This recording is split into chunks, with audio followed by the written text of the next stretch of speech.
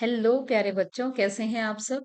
आशा करती हूँ कि आप सभी अपने स्थान पर मस्त और तंदुरुस्त होंगे और मन लगा के पढ़ाई कर रहे होंगे। मैं Meenakshi Dagar, government senior secondary school Jhojhu Kala से आप सभी का अपनी क्लास में स्वागत करती हूँ, जिसमें आज हम 10वीं कक्षा के विज्ञान के चैप्टर जीव जनन कैसे करते हैं का भाग 1 करने वाले हैं। तो आइए अपनी क्लास में चलते हैं। सबसे पहले हम लोग आज के लर्निंग ऑब्जेक्टिव्स को डिस्कस कर लेते हैं। आज हम ये जो टॉपिक्स पढ़ने जा रहे हैं वो रहेंगे। सबसे पहले प्रजनन क्या है, दूसरा कितने प्रकार का होता है प्रजनन, प्रजनन का महत्व क्या है, फिर प्रजनन के दौरान होने वाले डीएनए प्रतिलिपिकरण का क्या महत्व है, इंपॉर्टेंस ऑफ वेरिएशन पढ़ेंगे, विविधता का क्या महत्व है, अलैंगिक प्रजनन के कुछ प्रकार पढ़ेंगे क्योंकि एक पार्ट में कंप्लीट नहीं हो पाएगा, इसलिए हम यहाँ पे 3 टाइप्स पढ़ेंगे। विखंडन, बाइनरी फिजन, खंडन, फ्रेगमेंटेशन और पुनर्जनन यानी रीजनरेशन के बारे में पढ़ेंगे। तो आइए बच्चों चलते हैं क्लास में। प्रजनन क्या है? जैसा कि आप सभी जानते हैं कि हर जीव जो है अपने ही जैसे जीव का को उत्पन्न करता है, या आप कह सकते हैं कि रिप्रोड्यूस करता है। तो वह मूलभूत प्रक्रिया है जो जीवित जीवों को नए जीवों को बनाने की अनुमति देती है, और इसमें जो है संतति जो है वैसे ही रहेगी जैसे उनके माँ बाप होते हैं या पेरेंट्स होते हैं। तो ये जो एक आप कह सकते हैं कि प्रकृति ने हम लोगों को अच्छा एक चीज दे रखी है कि रिप्रोड्यूस किया जा सकता है अपने ही जैसे संतति को, इससे वातावरण में बैलेंस बना रहता है। अब ये रिप्रोडक्शन जो है क्यों जरूरी है उसके बारे में देखते हैं कि इसके महत्व क्या है। तो रिप्रोडक्शन में सबसे पहला इसका महत्व है वो है आनुवांशिक विविधता जो है वो बनी रहती है। प्रजनन से आनुवांशिक विविधता उत्पन्न होती है जिससे प्रजातियां बदलते वातावरण के अनुरूप अपने आप को ढाल लेते हैं या फल फूलते हैं आराम से, उन्हें कोई दिक्कत नहीं आती इसी विविधता के कारण। अगर विविधता नहीं हो और आगे एनवायरनमेंट जो है या वातावरण चेंज हो जाए तो उन्हें वहां पर रहने में या सरवाइव करने में दिक्कत आती है। दूसरा है जनसंख्या का रखरखाव। प्रजनन से जनसंख्या की पूर्ति होती रहती है, उसका स्थायित्व बना रहता है, विलुप्ति रुकती है और प्रजातियों का अस्तित्व सुनिश्चित होता है। यानी अगर जनसंख्या जो है वो नॉर्मलाइज रहती है, जैसे जैसे एज बढ़ती है, लोग जो हैं या जीव जंतु जो हैं वो खत्म होते जाते हैं, वैसे ही साथ के साथ रिप्रोड्यूस भी होते जाते हैं, तो एक जनसंख्या का जो है बैलेंस बना रहता है। तीसरा है विकासवादी प्रगति। प्रजनन विकासवादी प्रक्रियाओं को बढ़ावा देता है जिससे नए लक्षणों का क्या होता है, विकास होता है, यानी वेरिएशंस आते हैं आगे इनहेरिटेंस में। यूं का यूं जो है ट्रांसमिशन नहीं होता है, कुछ उसमें वेरिएशंस आने के कारण जो नई प्रजातियां हैं वो बनती हैं और एनवायरनमेंट में बैलेंस बना रहता है। अब हम बात करते हैं कि रिप्रोडक्शन हुआ, संतति ने जन्म लिया, तो क्या ये संतति अपने पेरेंट्स के जैसी ही होती है, सेम कॉपी होती है, या उसमें कुछ चेंजेस होते हैं? और अगर कुछ चेंजेस होते हैं तो वो किस वजह से होते हैं? तो आइए बच्चों इसको समझते हैं एक वीडियो के द्वारा। वीडियो आपको एक कोशिका को दर्शा रहा है जिसमें केंद्रक जो है इसके अंदर माइक क्रोमोसोम्स को दिखाया गया है। केंद्रक जिनके अंदर क्रोमोसोम्स रहते हैं उनके अंदर ये डीएनए पाया जाता है, जिसको डीऑक्सी राइबो न्यूक्लिक एसिड बोला जाता है। ये फुल फॉर्म है जो आप सभी को पता होनी चाहिए, oxy ribo nucleic acid. DNA की प्रतिकृति बनने के साथ साथ कोशिकीय संरचनाओं का समंजन भी होता रहता है। डीएनए प्रतिकृति निर्माण एक जटिल और बहुत ही महत्वपूर्ण प्रक्रिया है। और क्या होता है अब इस प्रक्रिया में, इसको थोड़ा समझते हैं। आप जैसे कि देख पा रहे हैं डीएनए जो है बेसिकली बेटा 4 तरह के बेसिस से मिलकर बना होता है। ठीक है, ये 4 बेस जो हैं ये मिलकर डीएनए को बनाते हैं, जिसमें जो ए है adenine, C is cytosine, G is guanine and T is thiamine.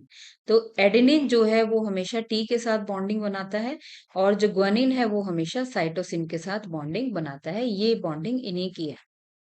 ठीक है, अब ड्यूरिंग द रिप्रोडक्शन होता क्या है, जब प्रजनन शुरू होता है तो ये जो डीएनए का स्ट्रक्चर है सबसे पहली बात तो मैं आप लोगों को बता दूं कि ये जो डीएनए का स्ट्रक्चर है, this is called as alpha helix structure of DNA. क्या बोलते हैं इसको? This is called as alpha helix. ठीक है।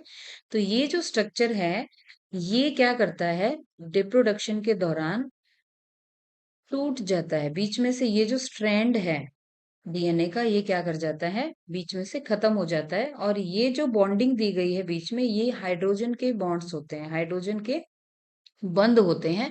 ये क्या हो जाते हैं, टूट जाते हैं। और ये जो हमारा डीएनए है, इसके ये दोनों ही स्ट्रैंड्स इस तरह से अलग अलग हो जाते हैं। ठीक है बेटा। उसके बाद क्या होता है, आगे कुछ और रासायनिक प्रक्रिया चलती है, कुछ रसायन जो है वो रसायन जो है या केमिकल्स जो है वो उत्पन्न होते हैं। और एक एक से दो स्ट्रैंड्स बने, और जब डॉटर सेल बनती है, यानी कि जब ये टूटकर अपने संतति में जाता है, तो इसके पास जो दूसरा स्ट्रैंड आता है वो नया बन जाता है। इस तरह से ये दूसरे स्ट्रैंड के साथ दोबारा से इसी स्ट्रक्चर में आकर और डॉटर सेल में चला जाता है। यानी जो संतति में जाने वाला जो न्यूक्लियस है, या आप कह सकते हो केंद्रक है, उसके अंदर ये इसी तरह से डीएनए जो है अलग अलग डॉटर सेल में चले जाते हैं। तो यहाँ से आप समझ पा रहे होंगे कि एक स्ट्रैंड तो रहा पेरेंट्स वाला, एक स्ट्रैंड आया केमिकल्स से या रसायनों से। तो ये इनका जो कैरेक्टर्स हैं, जो सिमिलैरिटीज हैं, जो पेरेंट्स के कैरेक्टर थे, उनमें थोड़ी सी क्या आ जाती है, विभिन्नता आ जाती है। और जो धीरे धीरे धीरे धीरे करके थोड़ी सी चेंज होती रहती है। तो यहाँ पर आपको ये समझ में आना चाहिए बिल्कुल कि डीएनए जो है वो रेप्लिकेट कैसे करता है या कॉपी कैसे करता है, और किस तरह से रिप्रोडक्शन में। तो यहाँ पे ये यही दिखाया गया है। आगे हम लोग नेक्स्ट अपना उस पे चलते हैं।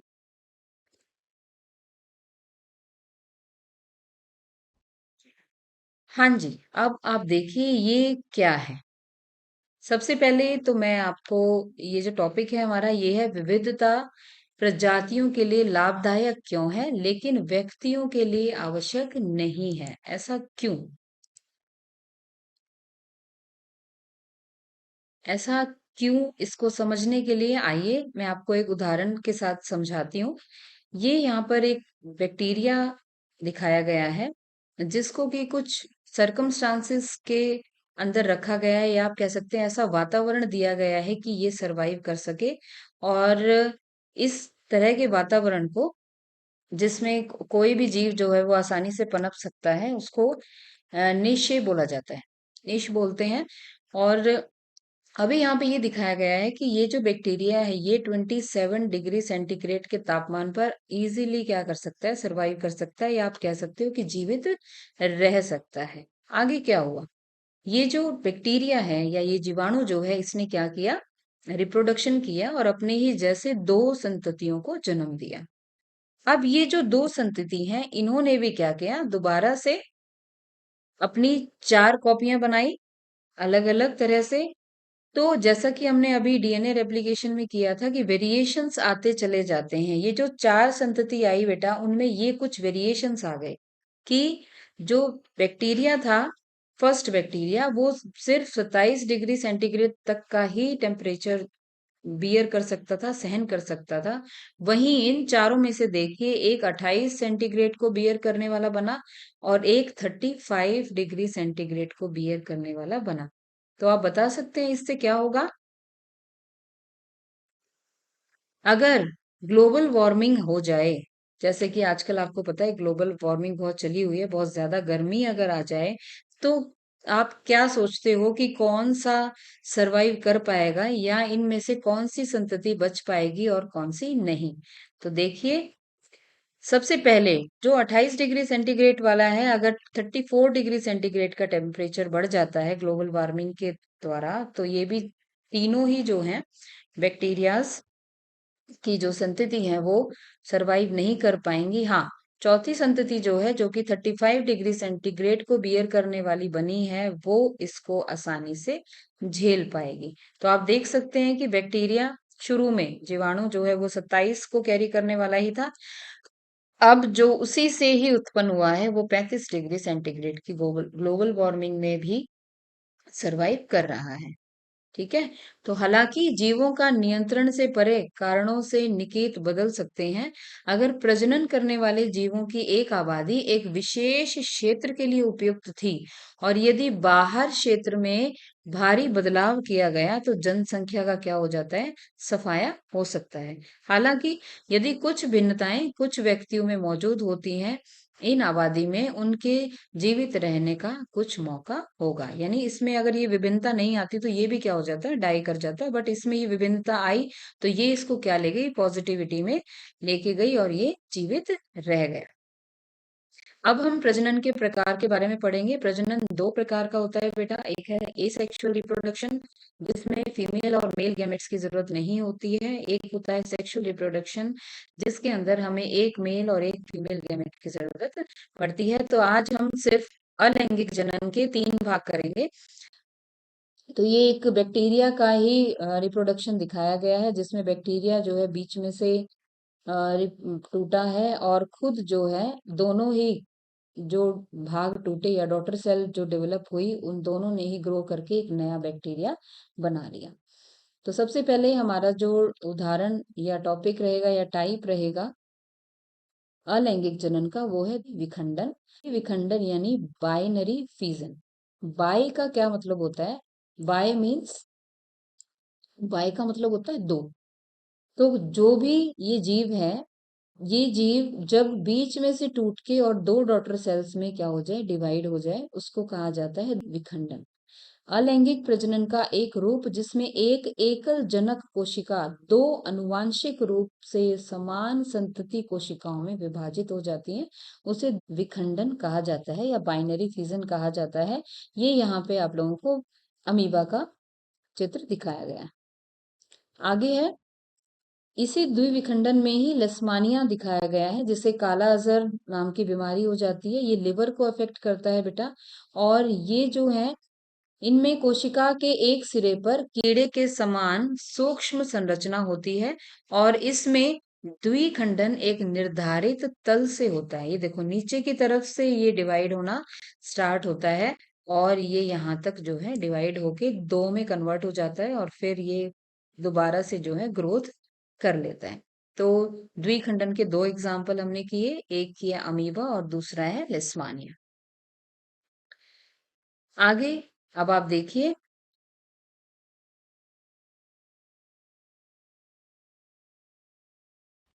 अरे ये कौन है? समझ में आया आप लोगों को मैं क्या समझाना चाह रही हूँ? ये है एनोफ्लीज मॉस्किटो, या हम जिसे मादा मच्छर जानते हैं। आप सभी को पता होगा कि मलेरिया कैसे फैलता है, पता होगा ना? तो आइए उसके बारे में थोड़ी सी और जानकारी लेते हैं। ये जो एनोफ्लीज मच्छर है या मादा मच्छर है बेटा, ये प्लाज्मोडियम नाम का एक जीवाणु है, जिसको किसमें छोड़ देती है, होस्ट के शरीर में छोड़ देती है, या जिस भी मनुष्य को काटता है उसमें आप कह सकते हैं कि मलेरिया वाला जो मच्छर है, ये जो एनोफ्लीज मॉस्किटो है, मादा मच्छर जो है, ये प्लाज्मोडियम को हमारे रक्त में छोड़ देती है जब काटती है तब। और फिर प्लाज्मोडियम जो है लिवर सेल में पहुंच जाता है। प्लाज्मोडियम कहाँ पहुंच जाता है? लिवर सेल में पहुंच जाता है। स्पोरोजोइट बोलते हैं उसको। और ये इसकी एक प्रोटेक्टिव कवरिंग रहती है, जिसको सिस्ट भी बोला जाता है। और ये स्पोरोजोइट, इस सिस्ट एक कवरिंग की तरह होती है। जब इसको एक सही मौका मिलता है जहां पे जाके इसको मल्टीप्लाई करना है, सही जब इसको अपना वातावरण मिलता है, वहां पे जाके ये सिस्ट क्या कर जाती है, फट जाती है। और ये उसी जगह पे जाके क्या करना शुरू कर देते हैं, मल्टीप्लाई करना शुरू कर देते हैं। ये यकृत कोशिकाएं हैं, लिवर सेल्स हैं, जहां पर ये क्या करती हैं, मल्टीप्लाई करते हैं। ये वहां गए और सिस्ट जो है वो टूट जाती है। इस तरह से ये मीरोजोइट्स की फॉर्मेशन करते हैं, जिन्हें अंशाणु बोलते हैं। अब ये अंशाणु जो हैं लिवर सेल से निकलते हैं और हमारे लाल रक्त कोशिकाओं में चले जाते हैं। लाल रक्त रक्त कोशिकाओं में ये जाके और उन कोशिकाओं को क्या करते हैं, ब्रस्ट कर देते हैं, फाड़ देते हैं। इन्हीं में से कुछ जो हैं गैमेट्स की फॉर्मेशन करते हैं, या आप कह सकते हैं कि मेल और फीमेल गैमेट्स को बनाते हैं। और जिन्हें गैमेटोसाइट्स बोला जाता है। ये गैमेटोसाइट्स हैं। अब ये गैमेटोसाइट्स को, ये जो एनोफिलीज मॉस्किटो है, जो संक्रमित आदमी है वहां से ये गैमेटोसाइट्स एनोफिलीटो के शरीर में चला जाता है और वहां पर मेल और फीमेल दोनों मिलके जायगोट बनाते हैं। जायगोट बनने के बाद और फिर ये जो है प्लाज्मोडियम में कन्वर्ट होते हैं और इनकी लार ग्रंथियों के द्वारा दोबारा से ये अगर किसी हष्ट पुष्ट व्यक्ति को काट लें तो उनके अंदर मलेरिया का क्या कर देते हैं, मलेरिया की वजह से वो आदमी भी क्या हो जाता है, संक्रमित हो जाता है। तो ये था हमारा मलेरिया से रिलेटेड एक छोटा सा कंसेप्ट। शायद आप लोगों को मजा आया होगा। अब हम करते हैं, ये देखिए, ये आपको प्लाज्मोडियम जो है, ये इसका सूक्ष्मदर्शी के दृश्य दिखाया गया है कि प्लाज्मोडियम को अगर सूक्ष्मदर्शी के नीचे रख के देखा जाए तो वो कैसा दिखेगा। तो प्लाज्मोडियम जो है बेटा वो कुछ इस तरह से नजर आता है।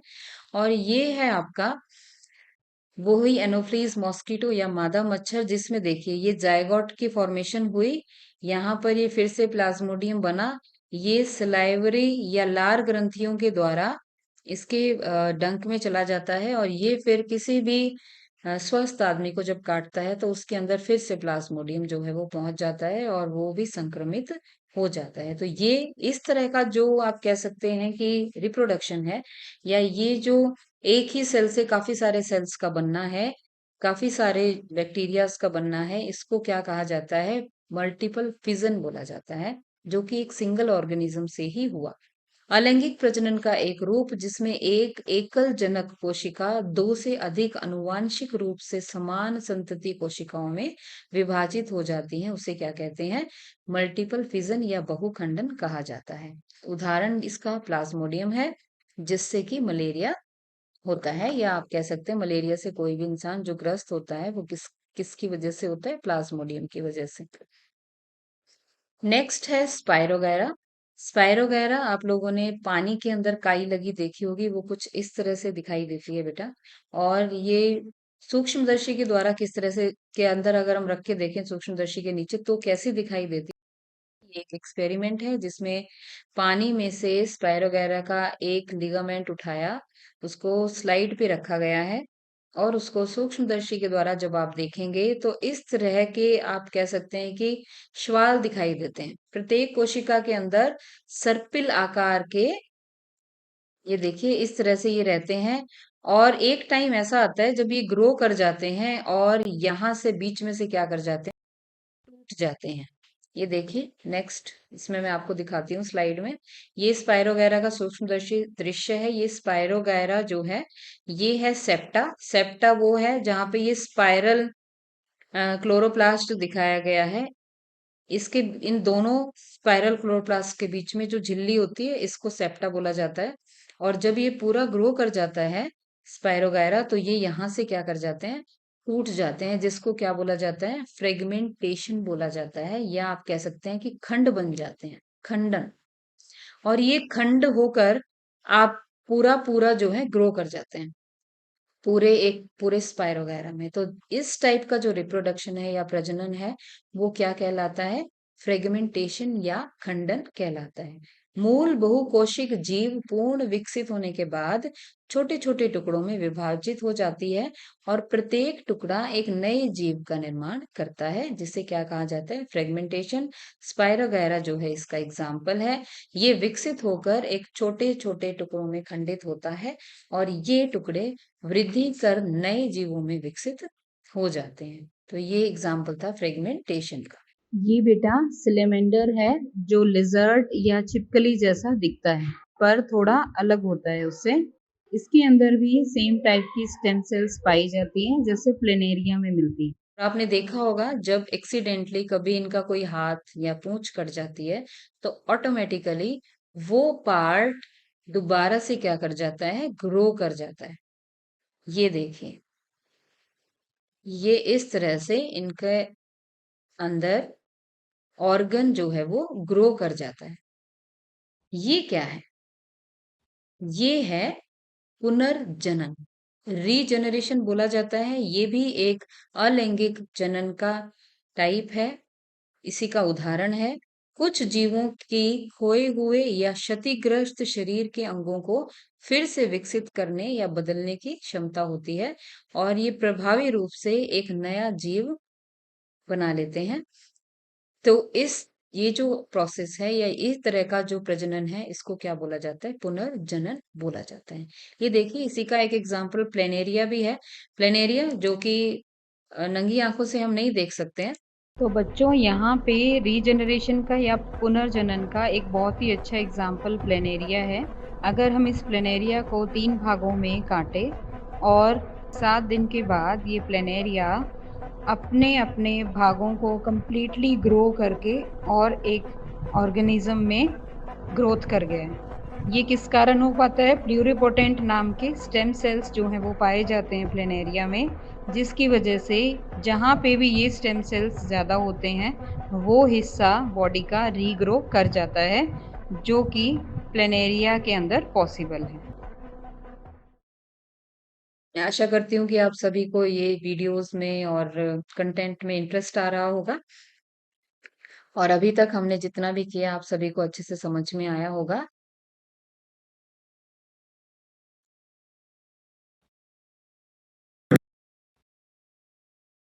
अब हम चलते हैं समरी की तरफ। ये सारांश है, समरी है हमारी कि हम लोगों ने डिफरेंट टाइप्स के रिप्रोडक्शन किए एसेक्सुअल रिप्रोडक्शन में और ये सभी एग्जाम्पल्स हम लोगों ने किए हैं। अमीबा के अंदर, प्लेनेरिया के अंदर, स्पाइरोगैरा के अंदर या प्लाज्मोडियम के अंदर किस तरह से अलैंगिक जनन द्वारा जनन होता है, रिप्रोडक्शन होता है। ये आप सभी का गृह कार्य रहेगा बेटा। मैं चाहूंगी कि आप सभी इन प्रश्नों को सॉल्व करें और अपनी कॉपी के अंदर नोट करें। आशा करती हूँ कि आप सभी को ये आज का कंटेंट अच्छे से समझ में आया होगा। इस कंटेंट को समझने के बाद आगे आप लोगों को कुछ प्रश्नों के उत्तर देने हैं। प्रश्न नंबर 1,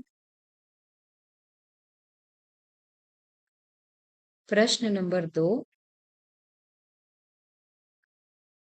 प्रश्न नंबर 3।